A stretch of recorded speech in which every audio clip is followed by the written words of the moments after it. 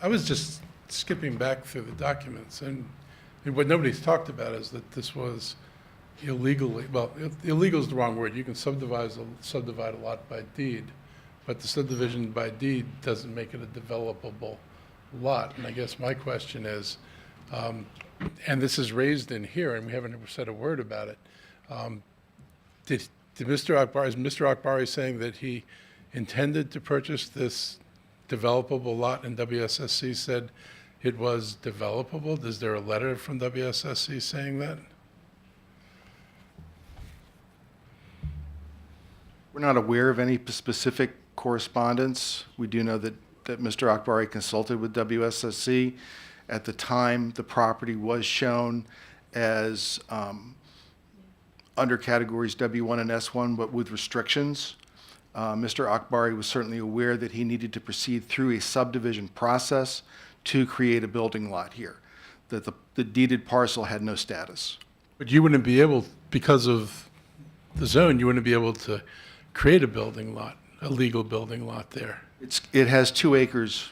The original parcel was 4, they split it in half. Legally, you'd have, if you did I mean, I think the point of the comments in here is that in order to have a legal lot, you'd have to have legal access. You'd have to have legal access to water. You have to have approval for water and sewer or well and septic. Well, I mean, that's a process he has not proceeded with yet. has he actually purchased it, or is he still contract He owns purchaser? it. He owns it.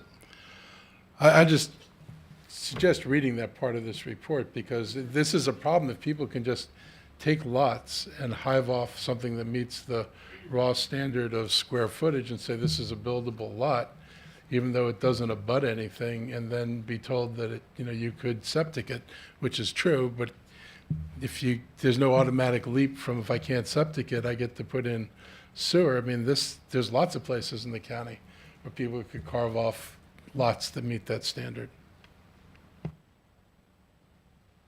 Councilmember Katz. Thank you. I think really part of the problem is what was asked of WSSC. If someone who's not a developer does not do this all the time, and I don't know this gentleman either, I don't know, but if he called, he said, well, want to know if I can get sewer and water, and called WSSC because they do sewer and water, and they said, sure, you can get sewer and water. And then he didn't take it any further because he thought he had an answer. I think that's the dilemma we could be in. As I say, I don't know him. So I think in order to be fair, we should be doing exactly what's being suggested and let it get back to us at some point.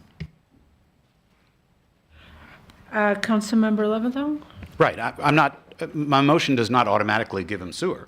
It just keeps the issue alive once he finds out whether the property perks or not. That doesn't end the matter, then it'll come back before the council. That's all. We can review the facts and circumstances at that time. It just doesn't take it out of our hands subject to a process that nobody controls. We don't know if the ground perks or not. And we're not suggesting, and I mean, what the executive and the committee said is that if it perks, they're not even going to do septic, that sewer's approved. And we're not automatically approving sewer. We're not automatically denying sewer. We're saying, let's find out if the property perks, and then it'll come back before the council if it doesn't perk. I'm just raising this just because it's a curious circumstance. It's not like it's a regular lot. The lot was created, and certainly the seller knew that there were more restrictions on this than the buyer may have known. But I'd be interested to know whether there's any way of knowing from WSSC whether they have any recollection of such a conversation.